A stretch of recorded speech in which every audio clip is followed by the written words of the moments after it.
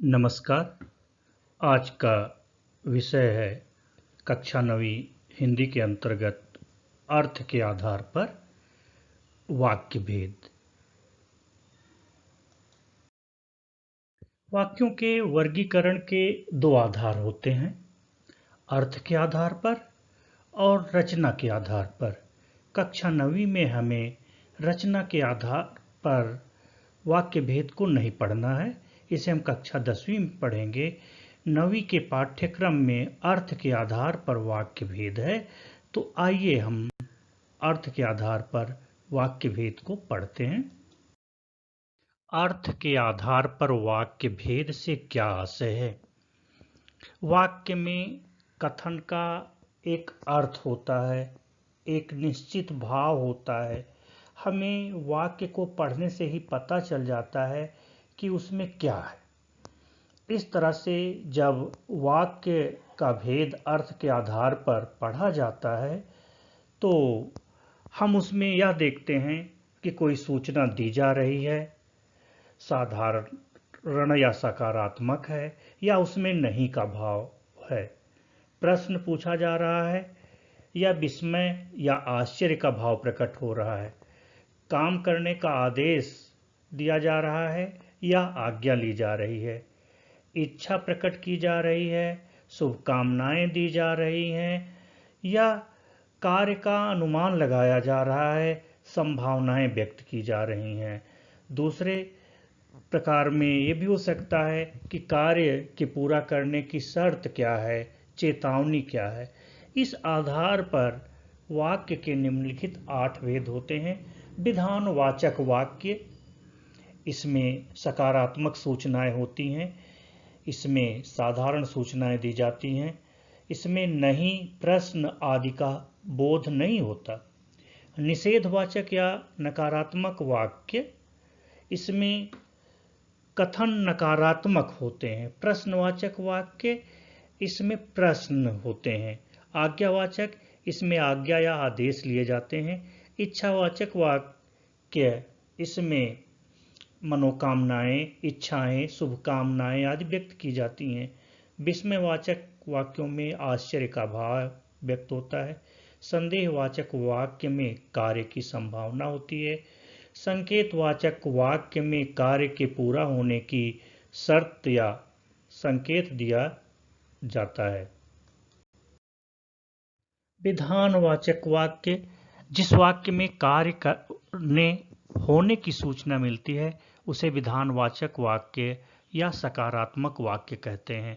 उदाहरण, पक्षी घोंसले से उड़ चुके हैं, कविता ने पाठ याद कर लिया है, नदी में बाढ़ आई है, विजया ने दौड़ में प्रथम स्थान प्राप्त किया है, रोहित ने नया मकान खरीदा है, नई दिल्ली भारत की राजधानी है आदि उदाहरण हो सकते हैं। निषेधवाचक या नकारात्मक वाक्य, जिन वाक्यों से क्रिया न होने या नहीं किए जाने का भाव प्रकट होता है उसे नकारात्मक वाक्य कहते हैं। अर्थात इन वाक्यों में नहीं शब्द का प्रयोग होता है। उदाहरण, पक्षी घोंसले से नहीं उड़ रहे हैं, कविता ने पाठ नहीं याद किया है, नदी में बाढ़ नहीं आई है, रोहन धूप में नहीं है आदि उदाहरण हो सकते हैं जिनमें नहीं या निषेध का भाव हो। प्रश्नवाचक वाक्य या प्रश्नसूचक वाक्य, जिन वाक्यों में प्रश्न पूछा जाता है उसे प्रश्नवाचक वाक्य कहते हैं। प्रश्नवाचक वाक्यों की पहचान प्रश्नसूचक शब्द और प्रश्नवाचक चिन्ह होते हैं।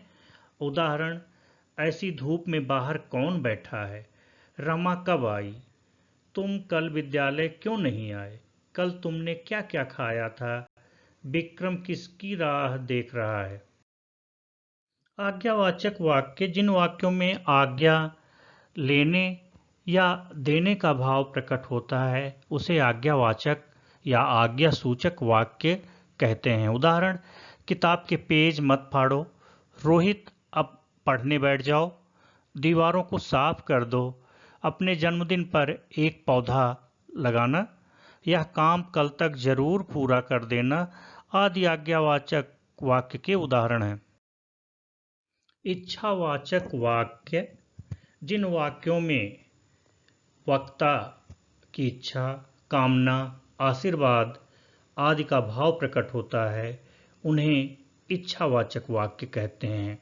जैसे मित्र, जन्मदिन की ढेर सारी बधाइयाँ।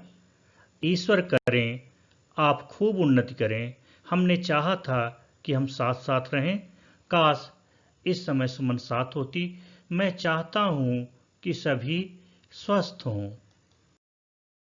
विस्मयवाचक वाक्य या विस्मय सूचक वाक्य, आश्चर्यबोधक वाक्य। विस्मय का अर्थ है आश्चर्य। जिन वाक्यों से आश्चर्य, हर्ष, घृणा, प्रसन्नता, शोक, दुख, भय आदि भावों की अभिव्यक्ति हो उन्हें विस्मयवाचक वाक्य कहते हैं। इन वाक्यों का दूसरा नाम उद्गारवाचक वाक्य भी है। विस्मयवाचक वाक्यों की पहचान हम वाक्य में विस्मयादिबोधक चिन्ह और विस्मय सूचक शब्दों जैसे अहो, आहा, हाय, छी, अरे, धत, धिक आदि देखकर कर सकते हैं।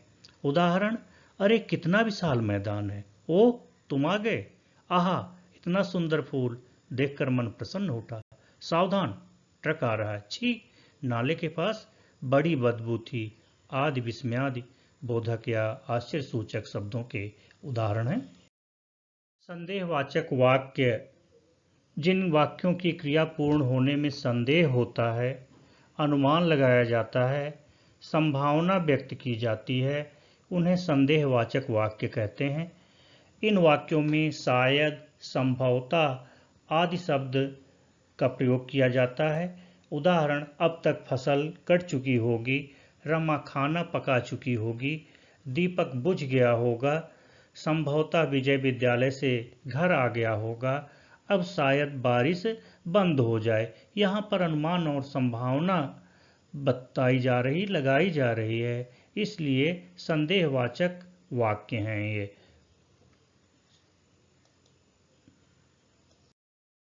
संकेतवाचक या शर्त सूचक वाक्य जिन वाक्यों में एक क्रिया का होना दूसरी क्रिया पर निर्भर करता है उन्हें संकेतवाचक वाक्य कहते हैं। इस प्रकार के वाक्यों में काम पूरा होने के लिए शर्त सी लगी रहती है। संकेतवाचक वाक्य की पहचान यदि, अगर या चेतावनी सूचक शब्द देखकर की जा सकती है। उदाहरण, यदि वर्षा रुकती तो मैं घर जाता, अगर जल्दी आते तो टिकट मिल जाता, यदि डॉक्टर समय पर आ जाते तो मरीज की जान बच जाती, यदि सिंचाई की गई होती तो फसलें न सूखती, अगर परिश्रम करोगे तो अवश्य सफल होगे, या संभल कर चलो नहीं गिर जाओगे आदि उदाहरण हो सकते हैं। अब यहाँ पर एक प्रश्न है कि अर्थ के आधार पर वाक्य भेद से संबंधित किस प्रकार के प्रश्न परीक्षा में पूछे जाते हैं। तो अर्थ के आधार पर वाक्य भेद से संबंधित दो प्रकार के प्रश्न पूछे जाते हैं। पहला, वाक्य भेद की पहचान करना या बताना कि दिए गए वाक्यों में कौन सा वाक्य है अर्थभेद के आधार पर। दूसरा, वाक्य रूपांतरण करना, दिए गए वाक्यों को निर्देशानुसार दूसरे वाक्य में रूपांतरित करना। अब इसके प्रश्न कुछ इस तरह से बनते हैं, जैसे निम्नलिखित वाक्यों की अर्थ के आधार पर पहचान कीजिए। नव वर्ष मंगलमय हो, वाह क्या दृश्य है, सूर्य पूरब में उगता है, बारिश नहीं होगी तो मैं बाजार जाऊंगा। इन वाक्यों में अर्थ के आधार पर वाक्य भेद बताना है। तो नव वर्ष मंगलमय हो में चूंकि मनोकामना है, शुभकामना है, इसलिए यह इच्छावाचक वाक्य है। वाह क्या दृश्य है आश्चर्य सूचक है, विस्मय सूचक वाक्य है। सूर्य पूरब में उगता है, एक सामान्य सूचना दी जा रही है, इसलिए यह विधानवाचक वाक्य है। बारिश नहीं होगी तो मैं बाजार में जाऊंगा, यहाँ पर शर्त है, एक कार्य दूसरे कार्य पर आश्रित है, इसलिए इसे संकेतवाचक या शर्त सूचक वाक्य कहते हैं। वाक्य रूपांतरण में निर्देश के अनुसार वाक्यों को बदलना रहता है।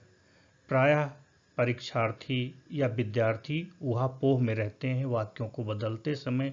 कभी कभी उनको ये लगता है कि इस वाक्य को कैसे बदला जा सकता है और वे अर्थ बचाव में परेशान रहते हैं। उन्हें अर्थ बचाव पर उतना ध्यान नहीं देना चाहिए, बल्कि जिस तरह के वाक्य में बदलने का निर्देश है उसके अनुसार उन्हें वाक्य की रचना करनी चाहिए, वाक्य परिवर्तन करना चाहिए। इसके उत्तर अलग हो सकते हैं, इसलिए परीक्षक को भी इस बात का ध्यान देना चाहिए। तो जैसे कुछ उदाहरण हैं, गोदान मुंशी प्रेमचंद की प्रसिद्ध रचना है। निर्देश दिया गया है कि इससे जो है प्रश्नवाचक वाक्य में बदलना है, जबकि यह विधानवाचक वाक्य है। राम रोज पढ़ने जाता है, इसको आज्ञा सूचक वाक्य में बदलना है। क्या आज स्कूल में छुट्टी है, इसे विस्मय सूचक वाक्य में बदलना है। राम ने उसकी सहायता नहीं की, इसे संदेहवाचक वाक्य में बदलना है। राम को परीक्षा में अच्छे अंक नहीं आए, संकेतवाचक वाक्य में बदलना है। अब देखिए कैसे बदलेंगे। पहले प्रश्न का उत्तर होगा, क्या गोदान मुंशी प्रेमचंद की रचना है, या गोदान किसकी रचना है, या इसी वाक्य में प्रश्न सूचक शब्द लगा करके अन्य वाक्य का निर्माण करना। राम रोज पढ़ने जाता है, इसे आज्ञा सूचक वाक्य में बदला, इस प्रकार बदला जाएगा, राम रोज पढ़ने जाओ, राम रोज पढ़ने जाया करो। फिर क्या आज स्कूल में छुट्टी है, इसको विस्मय सूचक वाक्य में बदलना है। आहा, आज स्कूल में छुट्टी है, मजा आ गया, आज स्कूल में छुट्टी है। ऐसे करके हम इससे बदल सकते हैं। फिर है, राम ने उसकी सहायता नहीं की, शायद राम ने उसकी सहायता की है। फिर पांचवा प्रश्न है, राम को परीक्षा में अच्छे अंक नहीं आए, संकेतवाचक वाक्य में बदलना है। इसमें वाक्य में जो है दो वाक्य होते हैं और उनमें शर्त रखनी होती है, कंडीशंस दी जाती है। तो अच्छे अंक नहीं आते, इसको हम ऐसे ही बदल सकते हैं, यदि राम ने परिश्रम किया होता तो उसे परीक्षा में अच्छे अंक आते। राम ने परिश्रम नहीं किया था, इसलिए परीक्षा में उसके अच्छे अंक नहीं आए। आप सभी का बहुत बहुत धन्यवाद।